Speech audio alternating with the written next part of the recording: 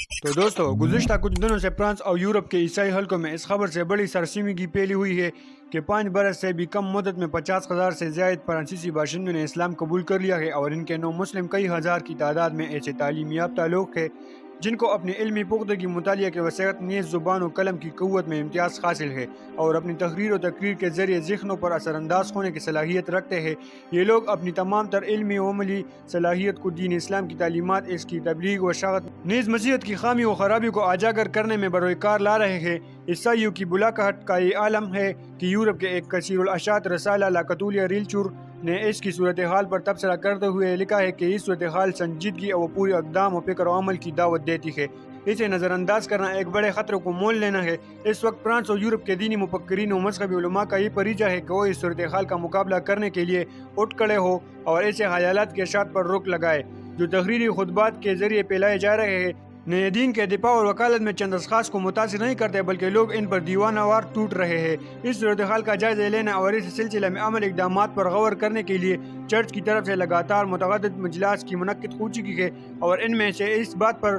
اتفاق کیا گیا ہے کہ 19ویں صدی عیسوی کی طرح اسلام کی مخالفت پر ایسا لٹریچر تیار کیا جائے جس میں اس دین کے کمزور پہلوؤں کو نمایاں کیا گیا ہو، اور جس طرح انگلینڈ، فرانس اور ہالینڈ وغیرہ میں وزارت خارجہ، وزارت سامراجی امور جیسی کچھ مخصوص وزارتوں کو یہ کام سپرد کیا گیا تھا، وہ دین اسلام سے مقابلہ کی خاطر اس ایجنٹ جمع کرے جن کے ذریعے اسلام کے خلاف پروپیگنڈا کیا جائے، ایسا لٹریچر تیار کیا جائے جس میں اس دین کے بعض مخصوص عقائد و نظریات کے خدب تنقید بنایا گیا ہو۔ بہرحال ان تمام جدید تنظیموں کا غور و خوض اس نتیجے پر پہنچا جہاں اس سے قبل مذکورہ وزارتیں پہنچی تھی۔ انہوں نے ایک عیسائی پروپیگنڈا مشینری کے قیام کا فیصلہ کیا جو اسلام کے خلاف نہایت گنوانے قسم کی مغدانہ پروپیگنڈے میں ہماتن مصروف ہو۔ وہ اس انداز پر اسلام کے بڑھتے ہوئے سیلاب رحمت کو روک سکیں گے اگر ان تمام جدید تنظیم کانفرنسوں کے ذمہ داران سوجھ بوجھ سے کام لے اور دیانتدارانہ غور و فکر کرے، تو ان کو بھی معلوم ہو جائے گا کہ 19ویں صدی کے ظالم استعماری دور میں چلائی گئی تمام اسلامی مخالفت تحریکیں نتیجتاً ناکام و نامراد ہوئی تھی، اور اسلام پر کی گئی تمام افراتفری، پروازیہ اور بہتان ترازیہ اور کذب بیانیہ خود اسی اغراض پرست طلوع کے لیے باعث رسوائی بن گئی تھی۔ اس وقت کے اغراض پسندوں نے یہ پروپیگنڈا کیا تھا کہ اسلام کے بدوی سامنے آئے جنہوں نے پوری قوت اور صراحت کے ساتھ مدلل طریقہ سے یہ ثابت کیا کہ اسلام اور پہلا دین ہے جس کے ذریعے 3 براعظموں کو تہذیب و تمدن، علم و ثقافت کی روشنی ملی، اور اسلامی عطیہ ہی کے نتیجے بغداد میں، عباسی قاہرہ میں، فاطمی نیز اندلس میں عمومی تہذیب وجود میں آئی، اور یہ اس دور کا واقعہ ہے جب کہ پورے یورپ پر جہالت کی تاریکیاں چھائی ہوئی تھی اور وہ جہالت کی آگ میں سلگ رہا تھا، اور عیسائی ممالک میں جہالت کا سیلاب اس طرح عمداتا رہا گویا وہ ان کی تقدیر بن چکا ہے۔ یورپی سماج کے اخلاقی و علمی حالات اتنی بدتر تھی کہ لوگ جانوروں کی کالیں پہنتے تھے اور پانی کے ذریعے حصول طہارت کو وہ حرام سمجھتے تھے۔ وہ تعلیم و تعلم کا دائرہ صرف کتاب مقدس تک محدود تھا، اور اس محدود تعلیم کا حصول بھی اہل کنیسہ کی جاگیر اور اس کے علاوہ کے لیے حرام تھا۔ 19ویں صدی کے اس لٹریچر میں یہ پروازی بھی کی گئی تھی کہ اسلام شہوت پرستی اور عیش کوشی کو تعلیم دیتا ہے، اور اسی بنیاد پر تخت و زوجات کو اس میں مباح قرار دیا گیا ہے جس کا لازمی نتیجہ عیاشی و بے حیائی ہے۔ اسی وقت اس کا جواب دیا گیا اور یہ ثابت کیا گیا تھا کہ تخت و زوجات اور شہوت پرستی یہ دونوں الگ الگ چیزیں ہیں جن کا دور کا بھی رشتہ نہیں۔ اصحاب علم و فہم اس بات کو بخوبی جانتے ہیں کہ ضرورت اور شدیدہ دوائی کی موجودگی میں تخت و زوجات ایک بہترین چیز ہے جس کے ذریعے انسان تمام غیر انسانی اور درندہ سفال سے محفوظ رہتا ہے اور اس خلا کی پشتی سے بچ سکتا ہے جس میں یورپ گرا ہوا ہے، جہاں عشق بازی، زناکاری، فحش اور بے حیائی اتنی عام ہو چکی ہے کہ سماج کا اکثر طبقہ اس لعنت میں مبتلا ہے، اور اس چیز کو معاشرے میں کوئی قابل اعتراض شے نہیں تصور کیا جاتا۔ اسلام نے بے حیائی، فحشکاری کی تمام راہوں کو مسدود کیا ہے اور شراب تک کو حرام قرار دیا ہے تاکہ انسان حالات نشہ میں نفسانی خواہشات کا شکار نہ ہو۔ اسلام نے بے شمار ایسے اصول واضح کر کے نفسانیت سے اس جنگ کی ہے جس سے مسیحیت آج تک ناآشنا ہے۔ ان تمام حقائق کی موجودگی میں یہ کہنا کتنی بڑی جہالت اور ناانصافی ہے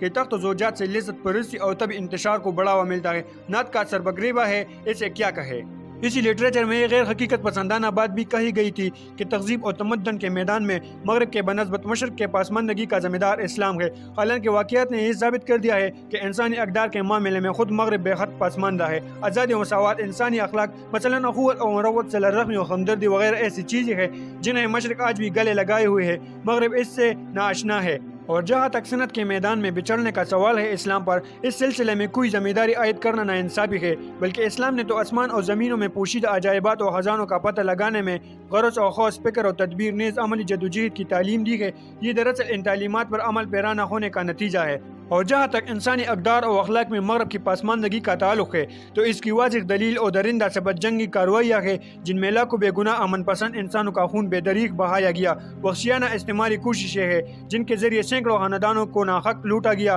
اور اس کے نتیجے میں بے شمار قبائل اجڑ گئے۔ یہ تمام ایسی کارروائیاں ہیں جن سے درندے بھی شرم محسوس کرے۔ ان سب کے ہوتے ہوئے انسانی حقوق کی حمایت اور تہذیب اور تمدن کا دعویٰ کس درجہ باطل اور مستحق خیز ہے۔ یقیناً اسلام ایسی ظلم اور ستم سے لبریز تہذیب کا حامی نہیں ہو سکتا۔ پچھلی صدی میں چرچ کی ریشہ دوانیہ کا یہ ہلکا سا نمونہ تھا، لیکن اب حالات بدل چکے ہیں۔ اب وہ باتیں فرسودہ اور بے اثر ہو چکی ہے اور اب چرچ خود خوفزدہ ہے۔ اس وقت صورتحال یہ ہے کہ جو لوگ اسلام کی تبلیغ اور اشاعت میں مصروف ہے اور جن سے چرچ سب سے زیادہ خوفزدہ ہے وہ خود یورپی مفکرین ہیں جنہوں نے بنیادی اصولوں کے ٹھوس مطالعہ اور عیسائیت اور اسلام کی تعلیمات کے عمیق اور دقیق موازنہ کے بعد اس دین کو قبول کیا ہے۔ ماضی میں چرچ کی کامیابی سراسر بھی بنیاد اختراعات اور اسلام اور رسول اسلام کے بارے میں معاندانہ بہتان ترازیوں پر مبنی تھی، لیکن اس وقت صرف فرانس میں ایسے لوگوں کی ایک بڑی تعداد ہے جنہوں نے اسلام کا بغور مطالعہ کرنے کے بعد اسے قبول کیا ہے، اور وہ نہ صرف ان تمام ابترائی پروازوں کو بے نقاب کر سکتے ہیں اور مغربی تہذیب کی کمزوریوں سے واقف ہے، بلکہ عینی مشاہد ہے وہ واضح اور روشن دلائل اور مسلم تاریخ حقائق کے ذریعے ان پر رد کر سکتے ہیں۔ اب مسئلہ یہ ہے کہ چرچ ان اپنے لوگوں سے جو اس سے باغی ہے کیسے نپٹے۔ اگر صحابہ کنیسہ ان سے یہ کہے کہ حضرت مسیحی مقام خداوندی پر فائز ہے اور محمد صلی اللہ علیہ وسلم کو یعنی خود مسلمانوں کے عقائد کے مطابق یہ درجہ حاصل نہیں، تو یہ ایک صحیح لا حاصل ہوگی، اس لیے کہ خود ان کا یہ عقیدہ قرآن کریم کے احکام کے مطابق ہے جس میں فرمایا گیا کہ حضرت مسیح خدا ہرگز نہیں بلکہ وہ اللہ کے بندے ہیں، اور اس کا کلمہ ہے جو مریم کو تفویض کیا گیا۔ نیز خود حضرت مسیح بھی اپنے آپ کو اللہ کا بندہ کہنے پر ہرگز کوئی اور محسوس نہیں کرتے تھے۔ اگر ان کو اس غلط فہمی میں مبتلا کرنے کی کوشش کی جائے کہ محمد صلی اللہ علیہ وسلم نے انسانی غلامی کا تصور پیش کیا، اس میں بھی ناکامی ہی ہوگی، چونکہ مخاطب جانتے ہیں کہ غلامی زمانہ جاہلیت سے لوگوں میں خون کی مانند سرایت کی ہوئی تھے۔ جب اسلام آیا تو اس نے ان تمام صوتوں کو خشک کیا اور اس کی بنیادوں پر تیزا چلایا، یہاں تک کہ اس کی تمام راہیں مسدود ہو گئے اور غلامی کا خاتمہ ہو گیا۔ پھر مسیحیت نے غلامی کا مردہ تصور کو دوبارہ زندہ کیا اور افریقہ میں انسانیت کا خون بہانے عوام کے مال و دولت لوٹنے کا وحشیانہ کارنامے انجام دیا اور چند لوگوں کی خاطر ہزاروں انسانوں کو غلامی کا آہینہ زنجیروں میں جکڑا۔ اسی طرح اگر یہ پروپیگنڈا کیا جائے کہ اسلام ایک صحرائی اور جنگ جو مسخ ہے، تو یہ بات بھی ان لوگوں کو متاثر نہیں کر سکتی، چونکہ وہ بخوبی جانتے ہیں کہ اسلامی جنگ عدل و انصاف قائم کرنے کے لیے تھی اور غلامی سے آزادی دلانے کے لیے تھے۔ ان کا مقصد سامراجی نہیں تھا، جبکہ یورپ نے خالص سامراجی مقصد کے لیے جنگیں کی اور مسیحیت نے ان پر کوئی روک نہیں لگائی۔ بہرحال مسیحیت ایک خطرناک موڑ پر کھڑی ہے اور کشمکش کا شکار ہے۔ اس کی عقل مفلوج ہو چکی ہے، اس لیے کہ لوگ بیدار ہو چکے ہیں، گرد و پیش کے تمام احوال سے خوب واقف ہے۔ اب انہیں فریب نہیں دیا جا سکتا، بہتان طراز القسم کے لوگ معاشرے میں اپنا نشمین نہیں بنا سکتے۔ بہرحال ان سب حالات کے باوجود اس وقت مفکرین اسلام اور علماء دین کی ذمہ داری ہے کہ وہ اس دشمن اسلام تحریک کے مقابلے کے لیے اٹھ کھڑے ہو اور نہ صرف اپنے بھائیوں کو میدان میں تنخواہ چھوڑے، بلکہ ان ابترائی پرواز تحریکوں کی گہرائی سے جائزہ لے اور واضح طور پر مضبوط دلائل کے ذریعے ان کا منہ توڑ جواب دے۔ کیونکہ ہم لوگ عالم اسلام میں سکونت پذیر ہیں، اسی لیے ہم اسلامی تعلیمات اور مسائل کو ان لوگوں سے بہتر سمجھتے ہیں جو مغرب یا یورپ کے باشندے ہیں۔ وسائل و درجے میں ہمارے پاس ایسے اساتذہ فن بھی موجود ہیں جنہیں نشر الاسلامی شریعت اور قائد نیز اجتماعی، اقتصادی اور تاریخی مسائل میں دسترس حاصل ہے۔ ضرورت یہ ہے کہ اس بے بنیاد پروپیگنڈا کا مطالعہ کیا جائے اور اس کا ترجمہ کیا جائے اور دشمن کی زبان میں اس کا مؤثر جواب دیا جائے تاکہ باطل کا باطل ہونا ثابت ہو سکے اور پورے عالم میں ہدایت کی آواز بلند ہو۔ اس کے لیے نشر و اشاعت اور بحث و تحقیق اور معقول کا نظم کرنا ہوگا تاکہ بولے بالے لوگوں کو گمراہ نہ کر سکے، اور جو نور خداوندی کو اپنی پھونکوں سے بجانا چاہتا ہے وہ ناکام ہو۔ اللہ ہم سب پر مہربان ہو۔